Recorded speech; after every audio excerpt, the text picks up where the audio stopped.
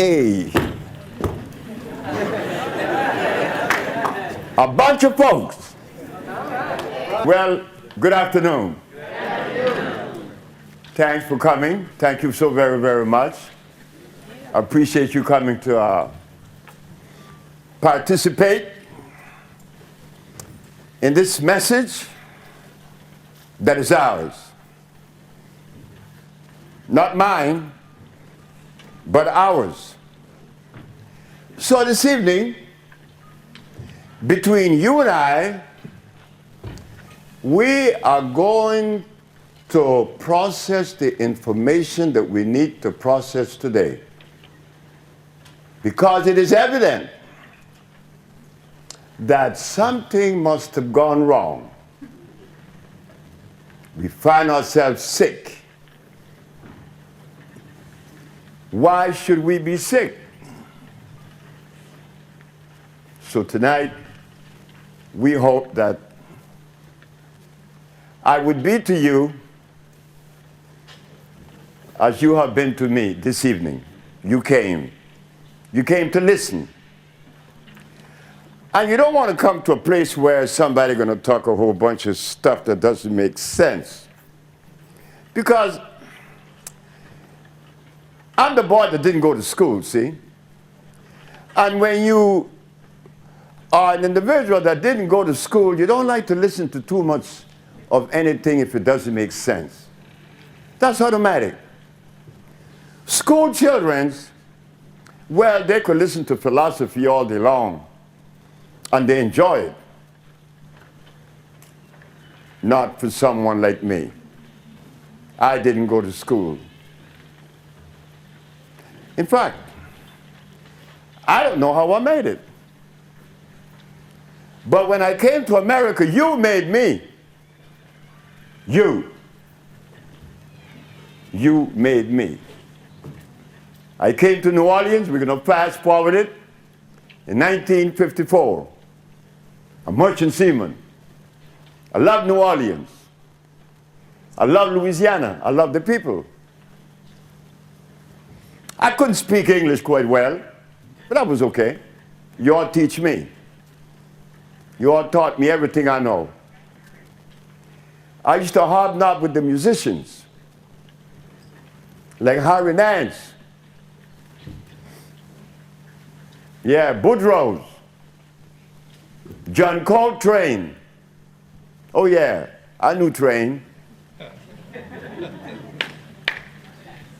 So I became a merchant seaman, and then I got tired of that. There was always something on the horizon that I was going after. There was always something on the horizon. Now, here's a boy that didn't go to school, and he's going to think about doing something. Now, what could he bargain for? The boy didn't go to school. And it is said that you need to go to school to be able to participate on the level that would complement people on any subject. You need to go to school. Well, I didn't. And I didn't because my grandfather did that. My grandfather told my grandmother, don't send him to school. And I was the happiest boy in town. I was always by the river. I like to play then, I like to play now. I'm never serious. There's nothing I need to be serious about.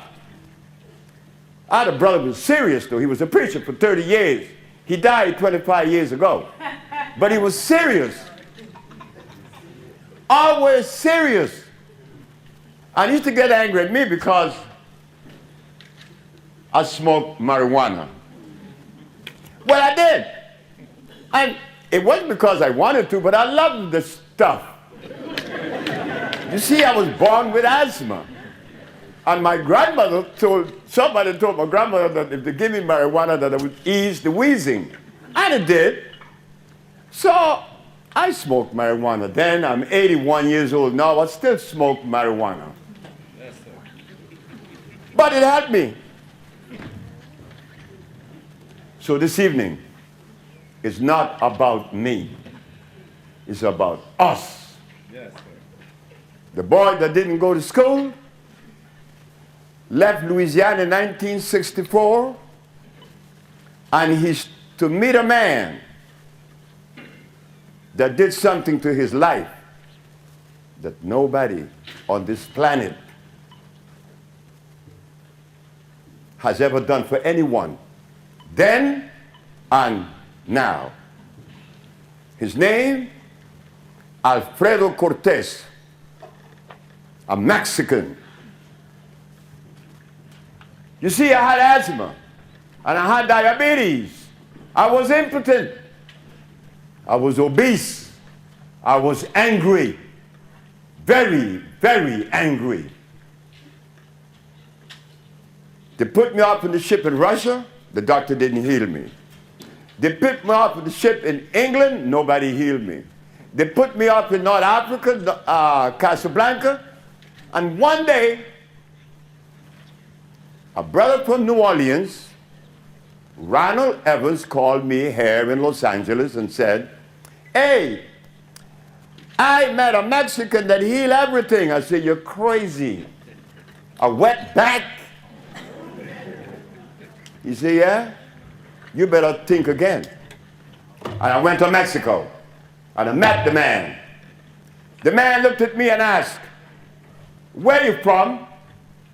I said, "I'm from Honduras." See, I was born in Central America. Honduras. "Where you from?" I said, "I'm from Honduras." He said, "Man, I can't help you." I said, "Why?" "Because black people doesn't come from Honduras. That's Maya, that's Paya, that's Lenca." "Where you from?" I said, "Oh, I'm from Africa." He said, "Now we could talk."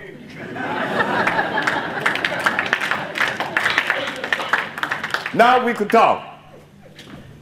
As an African,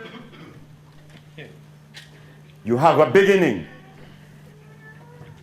Not as a Negro, not as an Afro-American.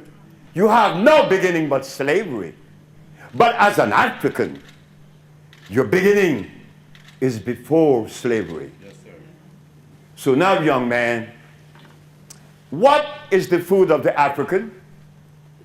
I said, rice, beans, chicken, yam. He said, "Hey, stop it. Stop it. That's not African. That's European. A chicken was made in Europe, in Holland. Carrots were made in Holland. Rice was made in Holland. But did we know that? No. We didn't know that. I didn't know it. So I like my rice, my beans, my chicken, my ham. Ham hocks. I live in Louisiana. My collard greens and ham hocks. Navy beans even. Black eyed peas. I didn't eat the chili because it was a little bit too strong for me. But I like the southern food. My cornbread, yeah, my potluck, of course. But then I'm 30. I can't make love to a woman because my penis was getting hard. My diabetes is up to 300-400. I'm angry. And a Mexican gonna come and ask me and tell me things that our anthropologists today have not really conveyed that message to us. Our historians today doesn't know about these things. How did a Mexican know about it? Yeah, the Mexican. The one that you and I least suspect to offer something that could be valuable. Yes. A Mexican. Yeah, a Mexican. Did you know that a Mexican are the only people on earth that eats a natural food as a staple? Nobody else. Nobody in Africa, nobody in Arabia, nobody in Europe are Mexican. But you're not going to give a Mexican any credit because he's a wetback. He knows nothing. You're going to give it to a guru, to a shaman, to a rabbi, not a Mexican, but a Mexican is so grounded that he took your brother, Sebi, and healed him. And now, that Mexican prepared me for you. You see? You see the connection? Suppose the Mexican was prejudiced. It wouldn't have happened, right? No. It's about love. That's what we come into. The subject today is about love. And when I talk about love, I'm not talking about love on that superficial level that we all resonate with. No, it goes deep, deep, deep, deep, deep. In fact, I don't know if I really know about it as much as I should. I don't know. But there was a woman in this city and in my life. In fact, my life is surrounded by what woman did to me. That's right. They prepared me, you, the woman. So one night, we are in Mrs. Watkins' house. Her name is Miss Lily Watkins. Her son is in the audience. Name is Mel. We are talking revolutionary things.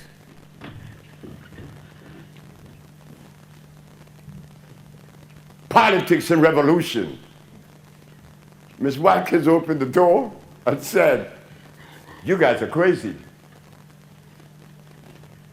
You guys haven't added love to the equation." Love? And she slammed the door.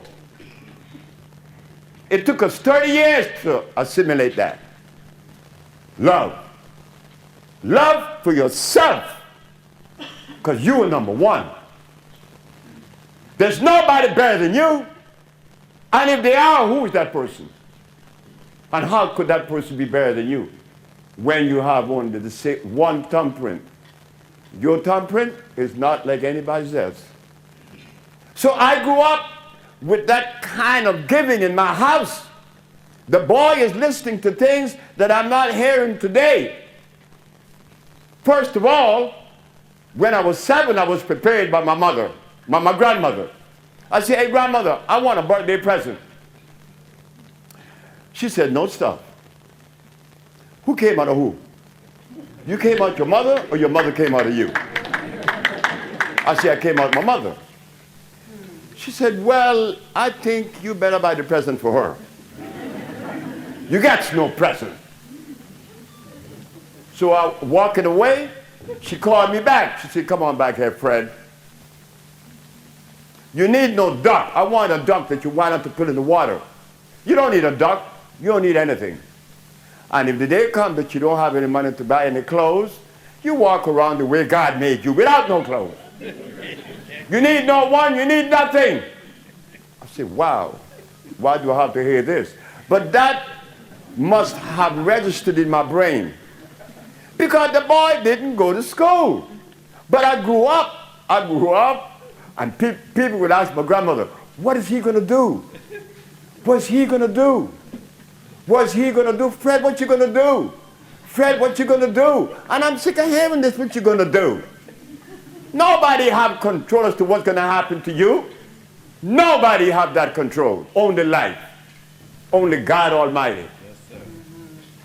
So the boy came to New Orleans and came to LA, got killed by the Mexican, got a job with the county. Mel again. Mel and I have been friends since 1964. Mel knew me, he's an audience.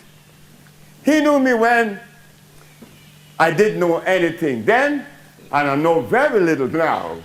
But he knew me when I didn't know anything about healing. And him and I always talk about it.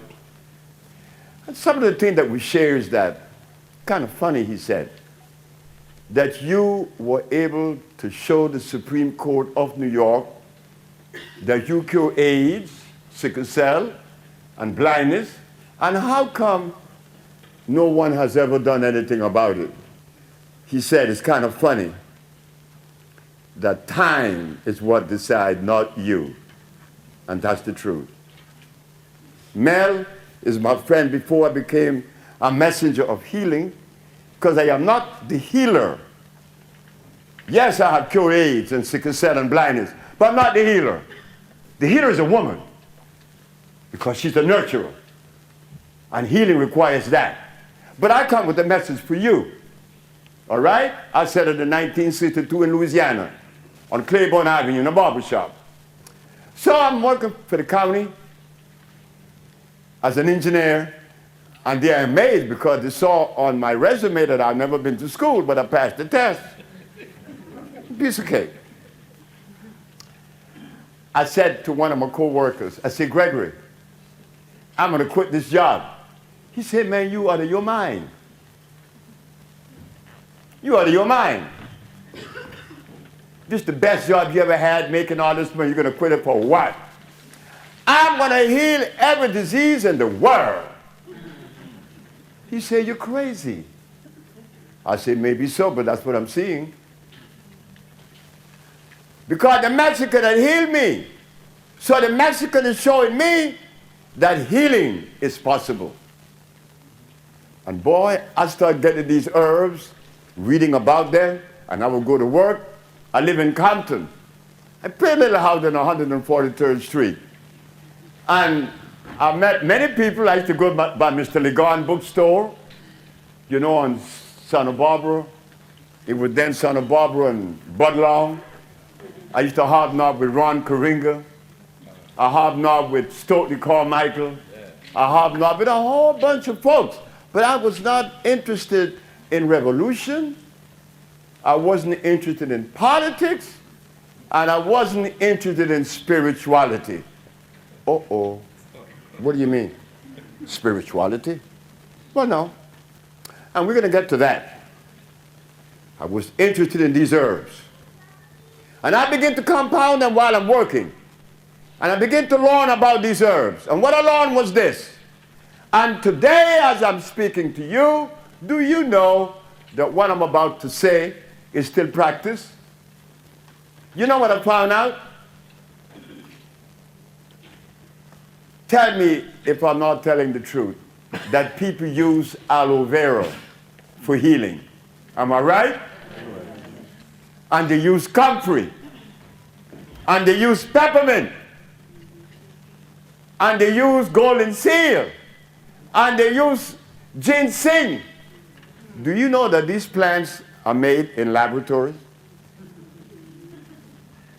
And I didn't know that. How am I to find that out? A freak of nature.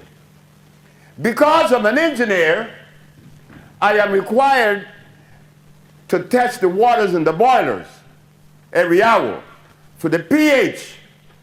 The pH of the water has to be 6.9, slightly on the acid side. Because if the water is 7 or 7.1, that's life. That's alkalinity. Oh yeah, we're going to get to that too. So while working as an engineer, I could tell what is acid. Just put acid in the left and put alkali on the right. Because it boils down to that. It boils down to acidity, alkalinity. Alkalinity is what God made, what nature made. Alkalinity is electrical, is alive. All the plants that are alkali are alive. Like what you thought about, Dr. Sebi? Well, a burdock plant, you could take it out of the ground and it's alive even when it goes back and it rots. Not so for aloe vera. It's dead. And it's acid.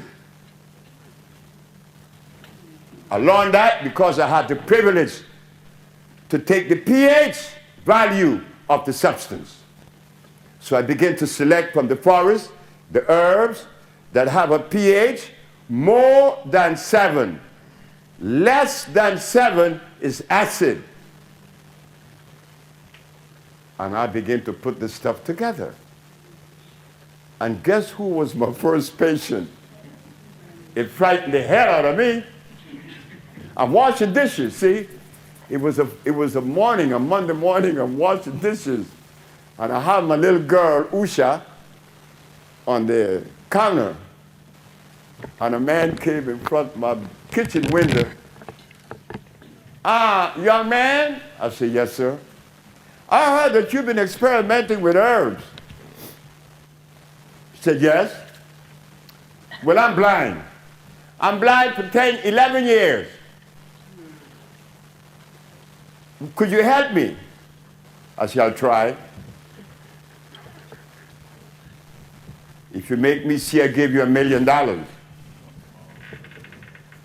I gave the man the substance. When am I going to see? I said, by Friday. Now, why did I select Friday until this day? I don't know. But I was so sure of myself. But how could a boy that didn't go to school be so sure of himself? So, the man went home with the medicine. And the Wednesday, good morning, young man. I raised my right hand. He said, you raise your right hand. I winked my left eye. He said, you wink your left eye. I said, the man is seeing. At that point of my journey, I couldn't explain that. I know it's a bunch of herbs that cleanse the man's body, but they were all alkali plants. And this is where now comes into picture something that is most important. Remember what I did? I selected alkali plants, right? Not the acid ones. But why would someone make acid plants?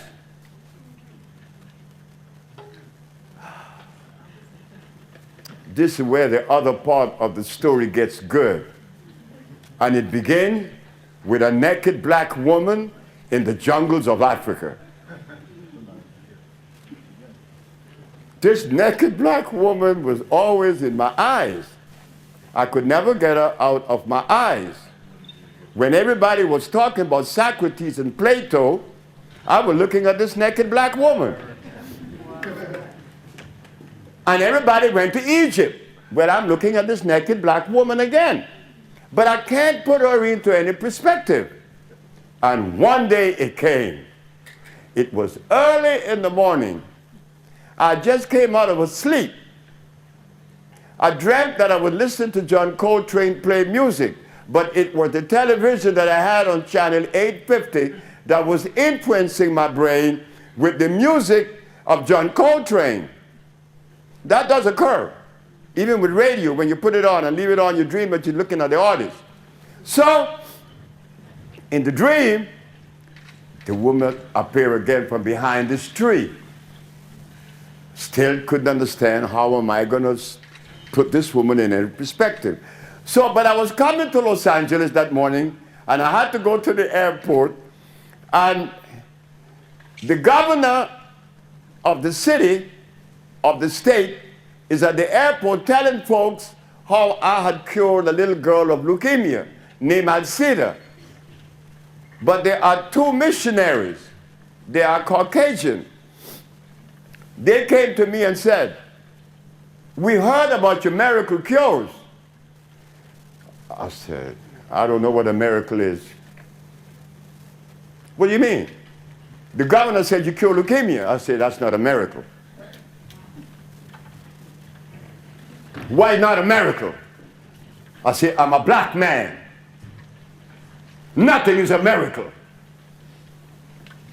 Because we reduce everything to the least common denominator. What do you mean miracle? To you it is, not to me.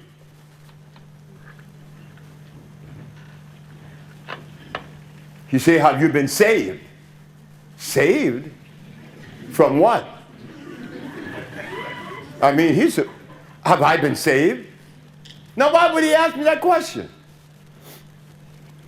He said, from your sins, of course. I said, oh, God. I said, you know, man, I looked at you guys, and I saw two very intelligent people standing there. But now I got to question that. He said, why? Because the color of my skin should have prevented you from asking me and telling me that I'm sinful. And what does the color of your skin have to do with it? Ah, say, young man, the color of my skin had to do with everything. He said, how? I said, well, I'm the son of a naked woman in the jungles of Africa. She didn't have any alcohol. She didn't have any prostitution. She didn't have any supermarkets. She didn't have any hospitals. She didn't have any doctors. She didn't have any medicine. She didn't have any disease. The woman didn't have any church. She didn't have any religion because she wasn't sinful. My mama didn't even have money. And you call me sinful? And I am her son? Come on, behave yourself. Behave yourself. I am the son of a sinless woman, and I become sinful? Fine. When? When did I become sinful? You see, living in that state of sinfulness, you reduce yourself. No, you don't do that. You're not sinful. You were never sinful. And if you were, God has played a game on us. God does make sinful people. So what occurs? What occurs? Well, we're going to soon see. The black woman in the jungle didn't eat rice, beans, chicken, hogs, goats, lamb. But what did she eat? And why is that important? It is. Because she walked around without no clothes. Between her brothers, and nobody was jumping on her. And now you wear clothes, and they take them off of you and rape you. So she lived in an ethical environment. She lived in a moral environment. So we got to take another look. We got to take another look at her. Because that's her mama. And it is said in your Bible, honor thy mother and thy father, that thy days may be long upon the land. No stuff. Well, my mom and daddy didn't eat no rice and beans and no hog maws. And they didn't go to church because it wasn't sinful. You understand? Sinful people need to go to church to repent. Well, I'm not sinful. So now the boy had grown up, and look what he's seeing. That naked woman in the jungle raised the bar and set the standards. And from her, understanding her and her world that was alkali, I was able to draw from that world the compound that we make today that heal people. Scientists call that phosphates, carbonates, iodides, and bromides. That's science. Science also says that AIDS, diabetes, sickle cell anemia are all the result of a virus, a germ, or a bacteria. Not so. Not so. Ladies and gentlemen, the black man, the Chinese, the Indian, the Eskimo, the white man, we all are different. Not one is better than the other. We all are different. If you take your blood and put it on a microscope or go to a hematologist, he will tell you it's different. Oh yeah? Well, if my blood is different, then my compounds or medicine should be different, right? But they gave everybody the same thing. What a mistake. But we didn't see it. Not only that, we eat the same food. That doesn't happen in the naturalness of life. Gorillas doesn't eat polar bear food.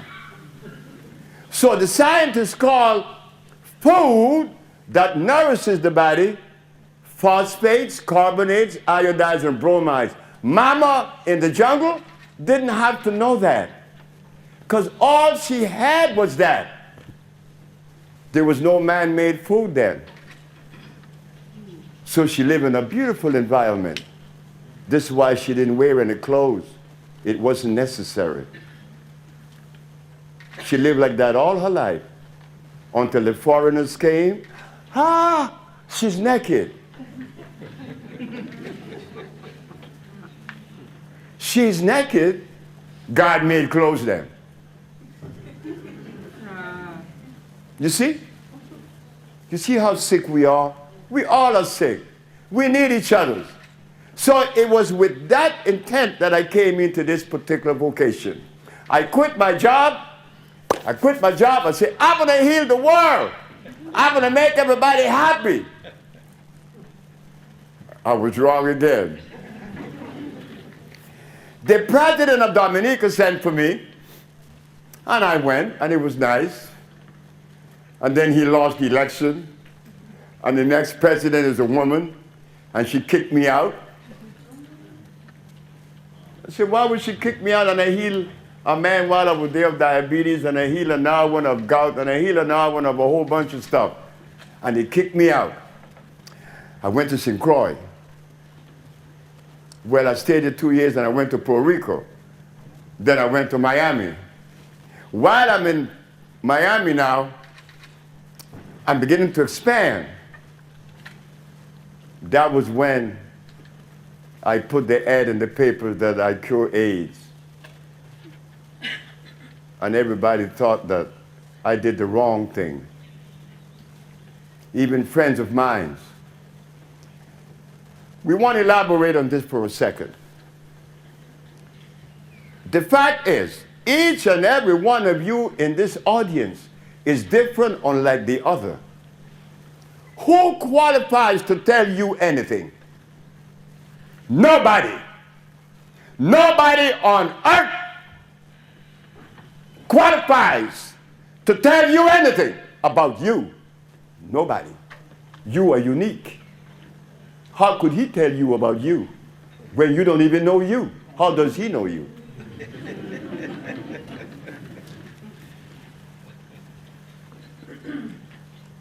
My mama said to me, put the ad in the paper that you cured the diseases.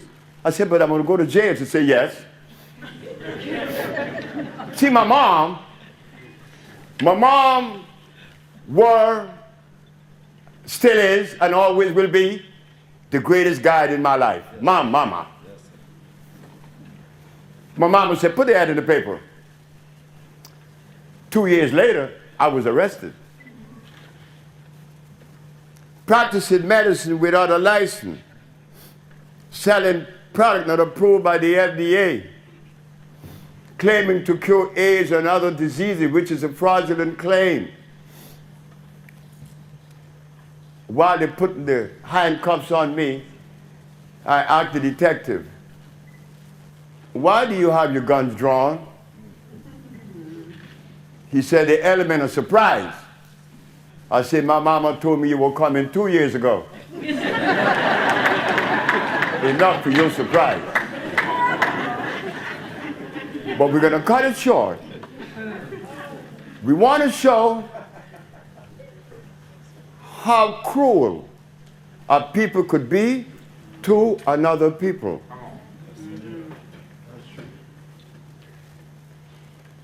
One of the things that we black people find ourselves faced with is a black body speaking English and thinking Greek.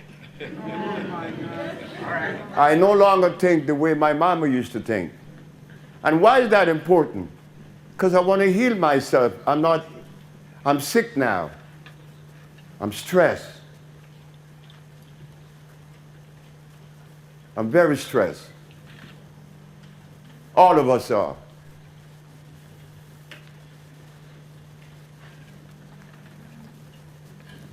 We come back to the subject. I'm in front of the courts now.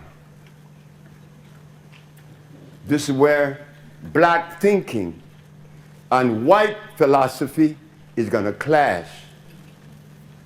You see, right now, all we have is white thinking. Socrates, Plato, Diogenes, Mary had a little lamb. Jack of the Beanstalk. That's all Caucasian. That's not me. It's not me.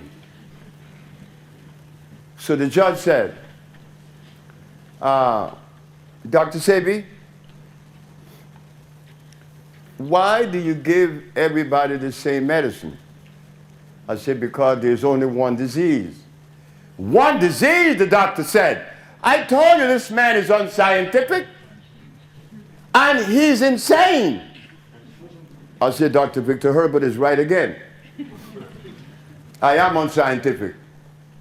I repeat, there's only one disease.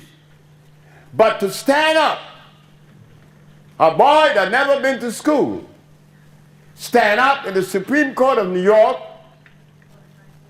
and make such a statement, that's nothing to play with.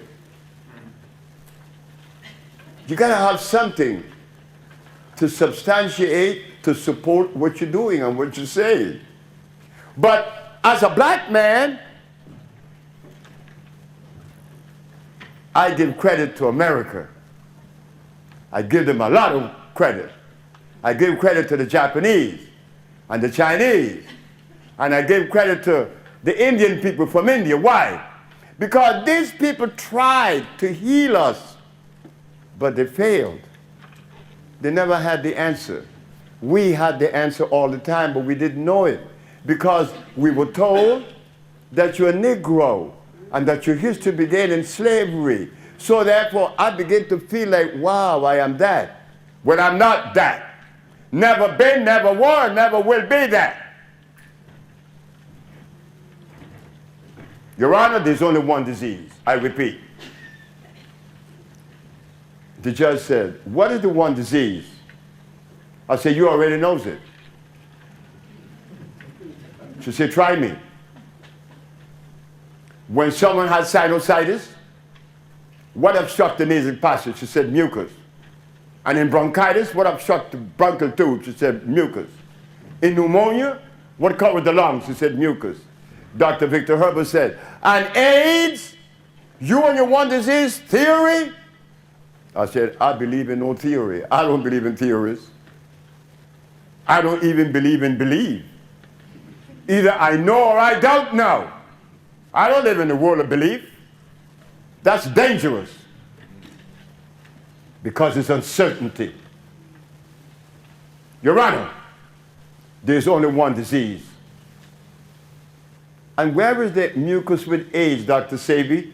It's in the skin, the blood, and the lymphatic system, which makes up the immunological system. The skin, the blood, and the lymphatic system makes up the immunological system. That's why you have AIDS. I know. I got diagnostic sheets that prove that. Big thing.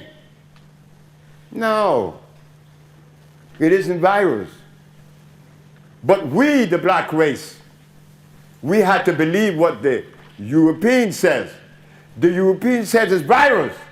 So we have to agree with him because our scholars, they were engaging in metaphysics, they engaged in history, they engaged in politics, they engaged in a whole bunch of science that doesn't really connect the dots and help us now. All that study was for naught, because right now we're sick and we need something to come and help us. That is where the African bio-mineral balance comes into the play. Dr. Victor Herbert said, the African bio-something balance? I said, yes. I've never heard of such a thing. I said, he's right again. He's right. But you have not heard of a whole lot of other things. And we have to remind him of that. And that the African biomineral balance only happened to be one of those things that he doesn't know about. The judge said, well, what is the African biomineral balance? Oh, Your Honor, it gives me much pleasure. The African biomineral balance is a therapeutical approach to pathology that addresses disease on two levels. One, an intracellular cleansing, an intracellular chelation. We have to clean the cells of what? Of the toxins that has been accumulated and brought the disease in the first place. We have to clean the toxins out. It's as simple as that. And second, we have to build the body back up with what? With energy that is natural from the natural plants. One of the main players is iron. It is impossible for you to get sick if your iron level is up to par. Everybody that's sick is anemic. I was talking to a young man on the phone today. Cherie came from New York to visit me, and her friend is sick. He's from Haiti. And I'm talking to him, and he's telling me about his condition. So I said to him, I said, young man, did someone tell you in the past that you were anemic? I'm anemic now, he said. I knew he had to be. If you have a simple cold, if you have any disease, I don't care what disease you have, you're anemic. Because if your iron was up to par, like I said, you would not be sick. Impossible. But when have we have iron in our diet? Don't tell me you got it in beets, because beets is a hybrid plant. Beets were made in Holland also. It's a laboratory product. Beet has inorganic lead.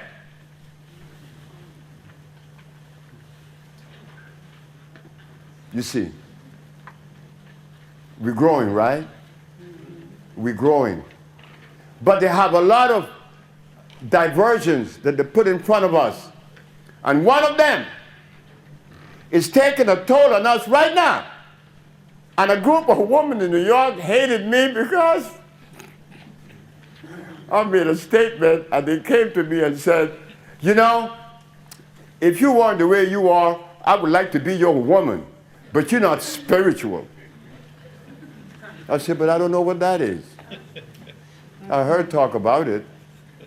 People mention it. They say they are, but I don't know what it is. I don't know. Spiritual, I don't know what that means, but I know what this one means. When you're cosmically connected, meaning that you're going to obey the laws of life. Yes, and because you are obeying that law, that natural law, your body would recuperate again, and it will keep you without distress. But if, and I see you eat these ham hocks, and this cabbage, and these potatoes, well, I'd rather not be spiritual, because these things hurt the body, and spiritual people eat those things. Where did we get that? But then we believe that when we use the word spiritual, that it brings us to another level of life that is free of stress, and that I'm free now of all that which is painful. Not so. You just trap yourself. Because look at what all spiritual people eat. They eat a food that denies their biology. You see, when God or nature made things and placed things around the world, He'll place a food. When the Mexican asks me, what is the food of the black man? With our anthropologists today, and all of us have them in the community, J.A. Rogers, Chancellor Williams, Sheikh Diop, look, that Mexican puts them aside and heal your brother that now is healing diseases that no one else is in healing. It started with a Mexican, because an understanding that came from the organic world. And that is what that Mexican told me. He said, you and I are members of the organic family. What do you mean by that, Alfredo? He said, we didn't produce waste. The organic family is the black man, the Inca, the Toltec, the American Indians. They make up the organic family. There were no waste. Now, you have these trucks, right? Waste management. But that is the society that we live in today, a wasteful society. So now, how does Dr. Sebi cure these diseases? He selects from the forest the plants that are going to resonate with you and bring you to a higher level than that of spirituality. It's going to connect you with life. And now you're not going to make the mistake that you may have made in the spiritual vernacular. Because when I go to spiritual people's houses and I watch what they be eating, I don't want to be that. So we're going to take it to a higher level, right? Of course we do. Because we are in pain. We are in pain. But I want to say something before I forget. Day before yesterday, a group of women came from Houston, Texas. Are you in the audience? Or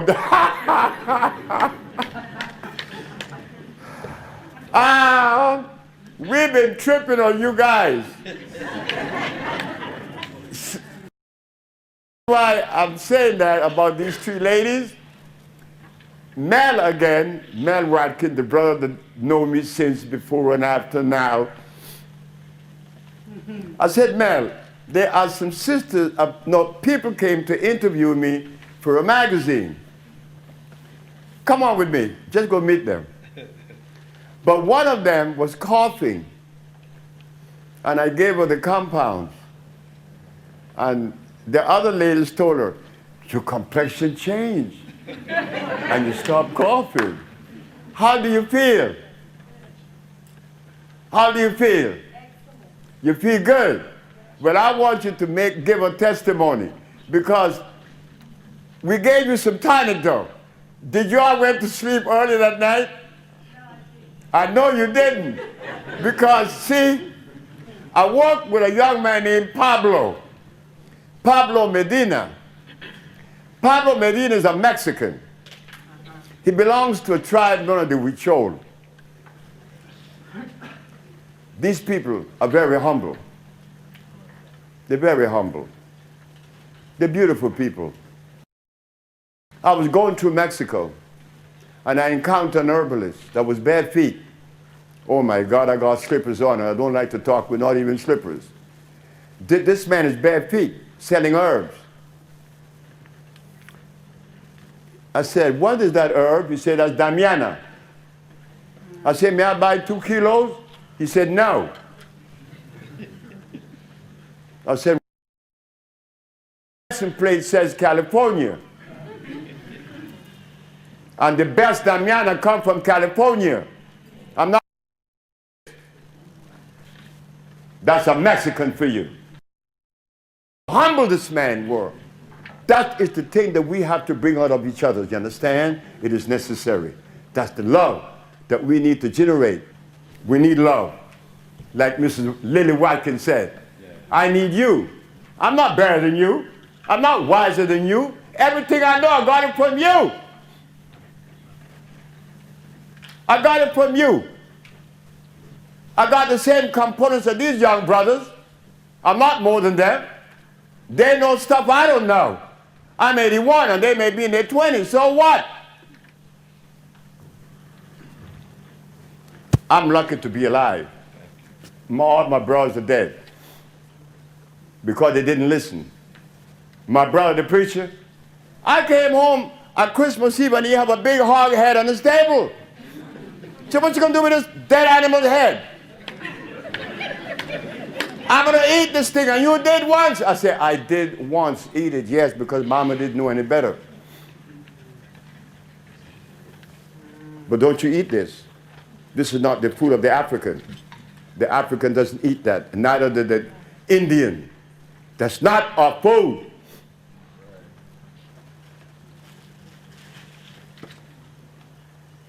It's clear, isn't it? Of course it is. It's very clear. So yes, so when you go abroad and you tell folks, when I met Dr. Sebi, I heard him say he cure AIDS. How do you cure AIDS? He removed the mucus from the system and built the body back up. But they say, what? It's virus. No, never been. It's mucus.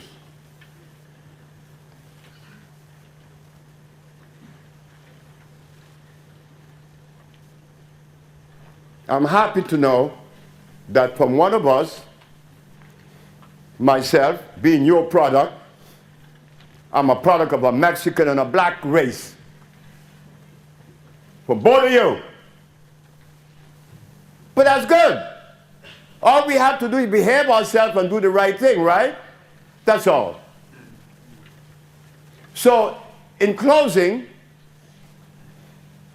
we want to remember that as there are food for a gorilla, it's not the same for the polar bear.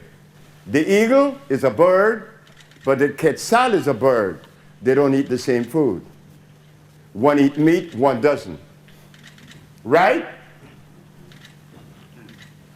So we're going to begin to learn to select the food that corresponds with us. Because we need that. Because you're smart. It's just that we didn't have the message. We never had this message. I was lucky. I met my healer at 30 in Mexico. You think I'm not proud of him? Of course.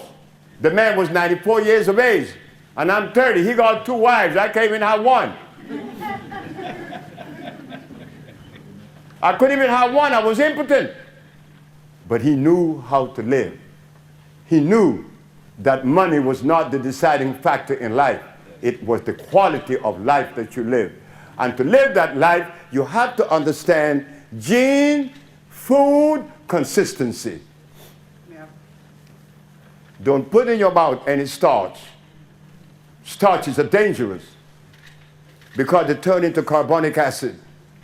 So now, before you leave, it would be good to leave your name and your address because we want to create a family where we share information that you will have to make life a little bit more tolerable.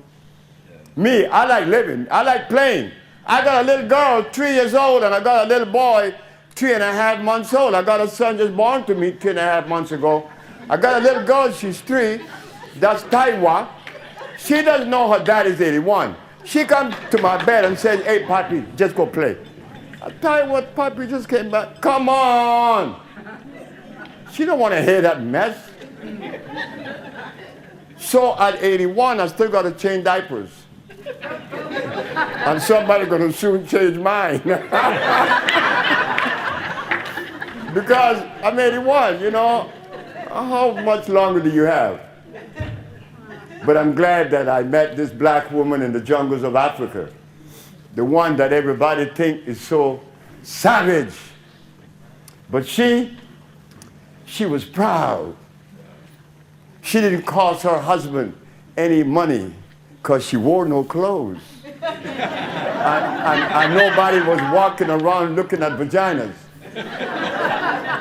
But if you take your clothes off now, every brother in this room going to be, wow! That's what they did to us. Once upon a time, it was natural. Now, not so. Not so. So it's about love, like Miss Lily Watkins said. It's about love, okay? And that love starts with you. And I remember when I wasn't in love with me, because I was so sick. I used to cry every day. Right here in Los Angeles. I used to go home and cry. Cry way in the hours of the night. Go to sleep crying. Now, the nigga's happy. He's happy. I'm stupid. I got a daughter 19 years old. Her name is Sama. Sama said, hey, Daddy, how did you get away with this? Because you're really dumb. She said, you're stupid. You do stupid things. And she's right. But I indulge in my insanity, and I like it. Because it doesn't restrict me into this world that is so false. I could be me, I could laugh, I could cry. So what? I told a sister one day how much I like her, but nigga, I don't like you. Okay? I don't like you. I started crying. I had to cry because I like Enid. I love Enid because I'm sensitive. I'm a Sagittarius. You know how we Sagittarius are. We fall in love. But a woman should never marry a Sag. He's not the marriage type. So yes, I enjoyed you. I love you very much.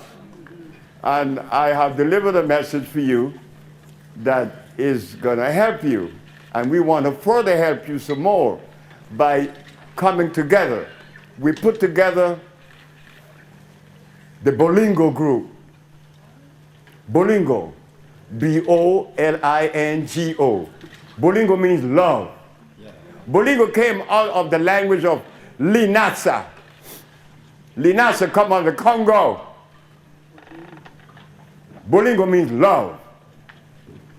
So we put together the Bolingo Health Club, which is a $200 million project. That's right. We're going to build centers of health throughout the United States.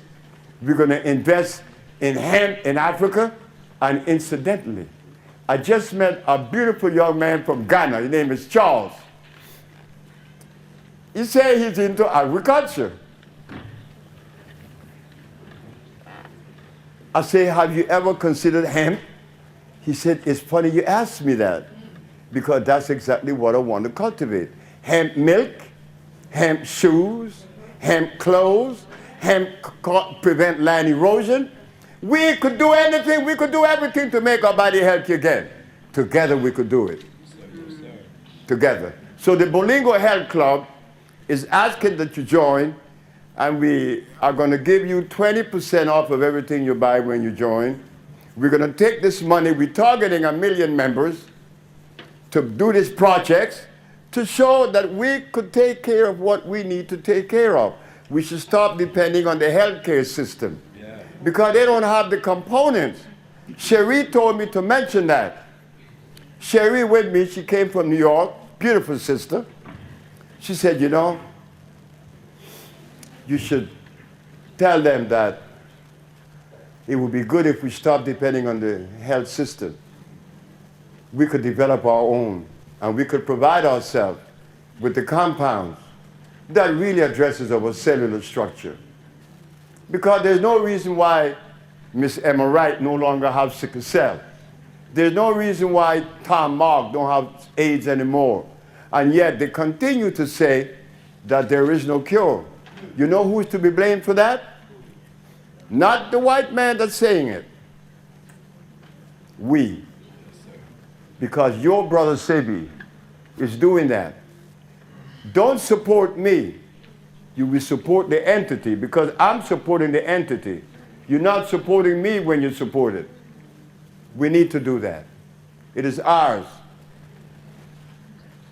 It's beautiful because it removes stress.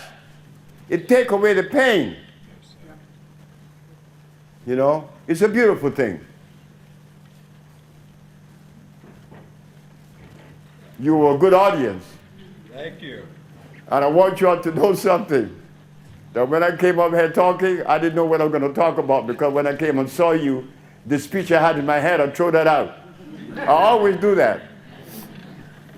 But it was good that we traveled. I can't put too much information because it becomes diffused, just little. But we understand that disease is only one, and that we need to eat alkali food. And as you come to the center, you're going to be the recipient now of some new medicine that Pablo put together. And they were, these three sisters from Houston, they were lucky, because when we poured it in the cup to give them, they didn't know that we had chest compounded that day, Friday. They didn't know that. I drink it with Mel, and me and Mel talked to them from 11 o'clock till about 3 or 4. We continued to talk until 11 o'clock that night. And I know you all didn't go to sleep. Couldn't. So yes, you're going to get the best compound I've ever made in my life. And I love you. And thank you very much.